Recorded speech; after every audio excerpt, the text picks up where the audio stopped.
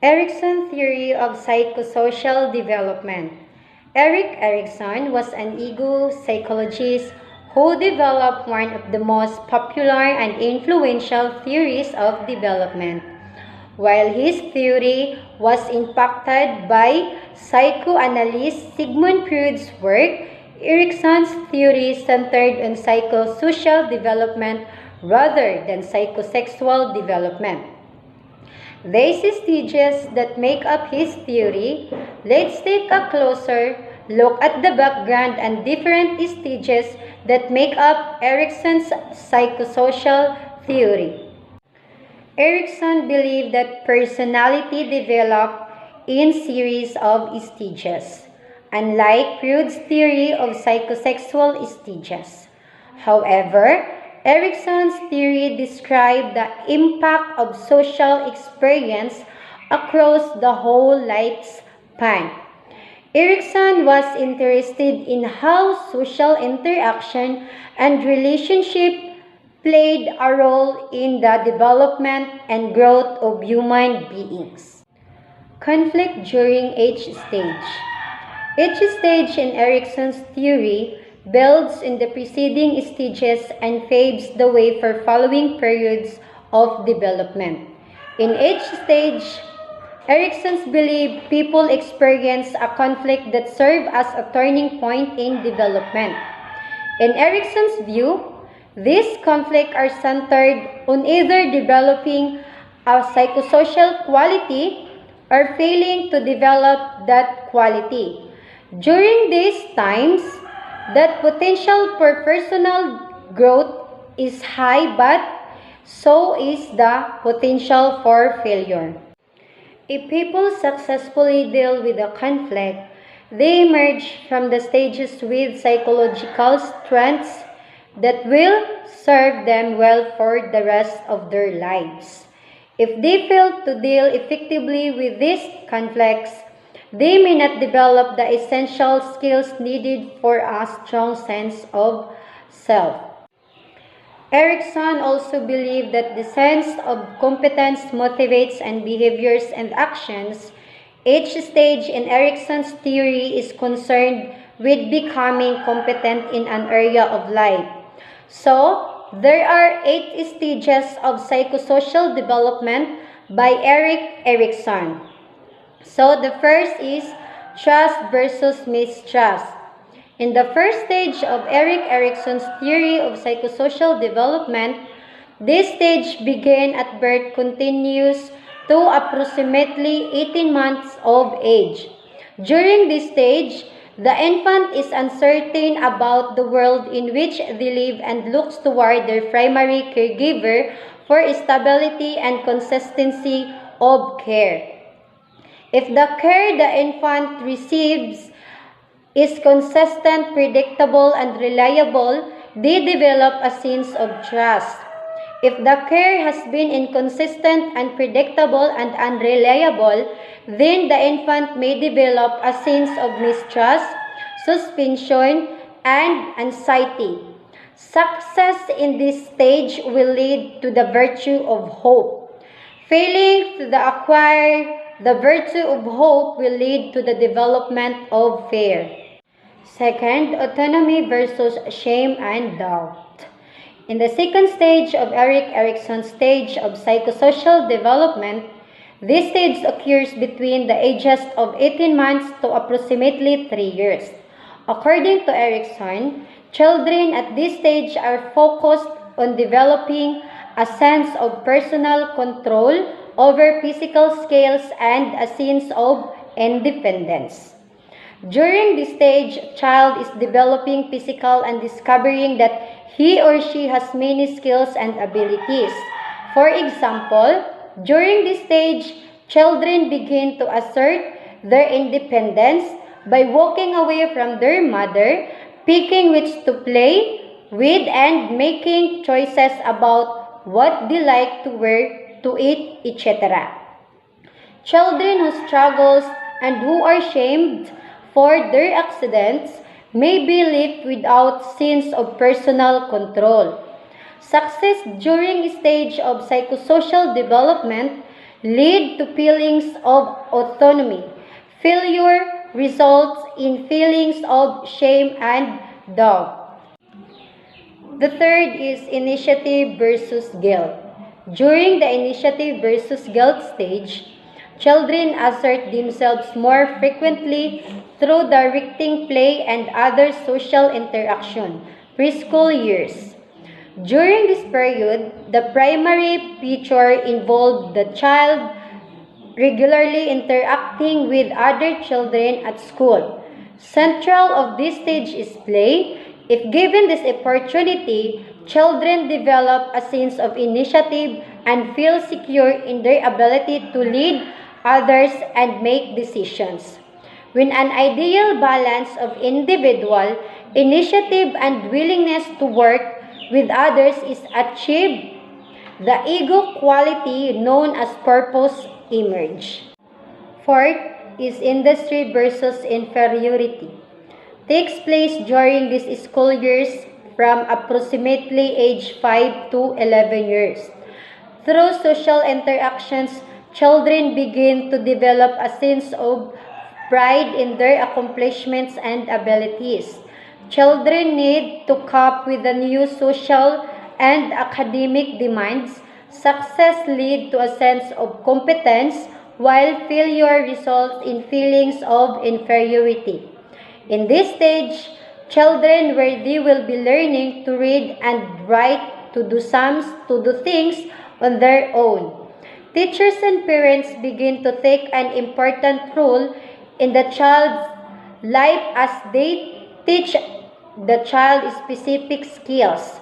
Successfully finding a balance at this stage of psychosocial development leads to the strength known as competence, in which children develop a belief in their abilities to handle the tasks set before them. Fifth is identity versus role confusion. It occurs during adolescence from about 12 to 18 years. Adolescents search for a sense of self or personal identity through an intense exploration of personal values, beliefs, and goals. During adolescence, the transition from childhood to adulthood is most important. Children are becoming more independent and begin to look at the future in terms of career, relationships, families, housing, etc. The individual wants to belong to a society and fit in. The adolescent's mind is essentially a mind or moratorium, a psychosocial stage between childhood and adulthood and between the morality learned by the child and the ethics to be developed by adult. Erikson, 1963. This is the major stage of development where the child has to learn the roles he will occupy as an adult and re-examine his identity and try to find out exactly who he or she is. Erikson suggests that two identities are involved, sexual and the occupational. 6. Intimacy versus isolation. This stage takes place during young adulthood between the ages of approximately 18 to 40 years.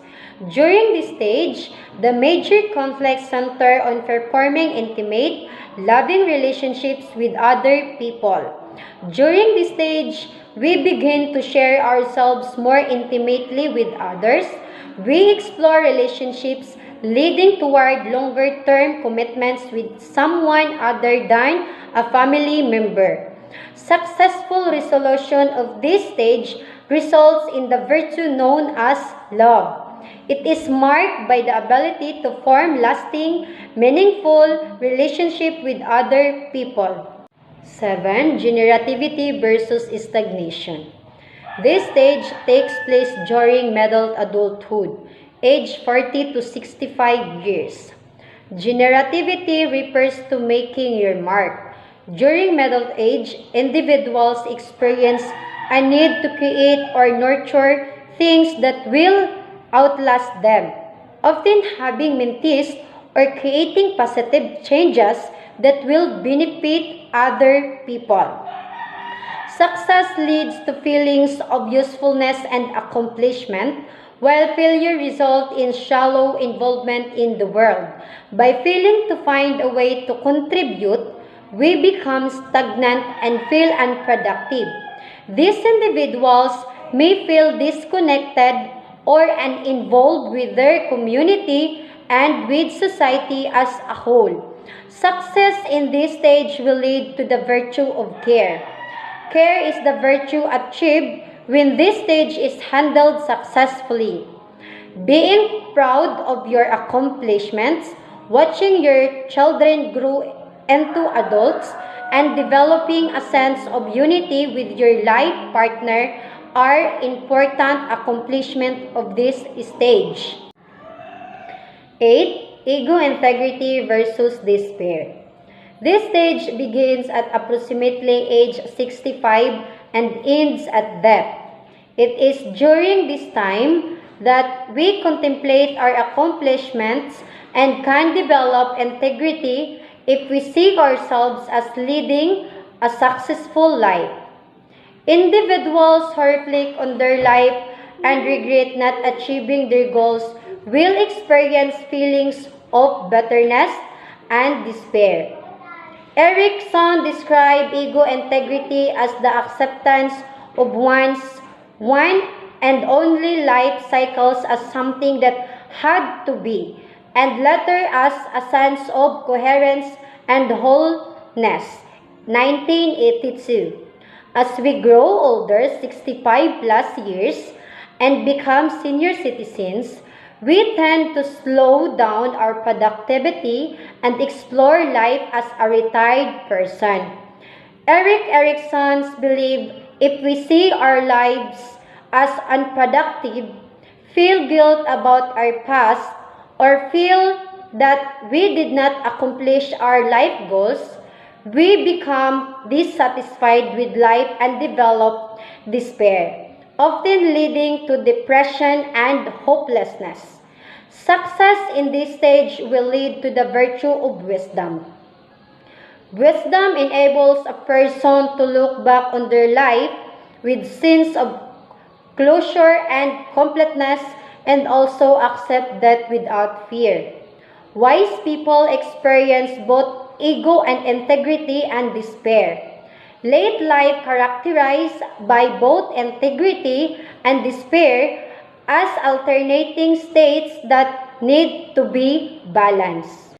Strengths and weaknesses of Erikson's theory. Erikson's theory also has its limitations and attracts valid criticisms. Criticisms: one major weakness of psychosocial theory is that the exact mechanism for resolving conflicts of moving from one stage to the next are not well described or developed. The theory fails to detail exactly what type of experiences are necessary at each stage in order to successfully resolve the conflicts and move to the next stage. Support: one of the strengths of psychosocial theory is that it provides a broad framework from which to view development throughout the entire lifespan. It is also allows us to emphasize the social natures of human beings and the important influence that social relationships have on development.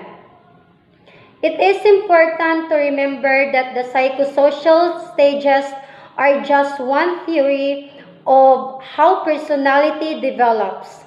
The theory can be a helpful way to think about some of the different conflicts and challenges that people may face as they go through life. And that's all about psychosocial development by Erikson. Thank you.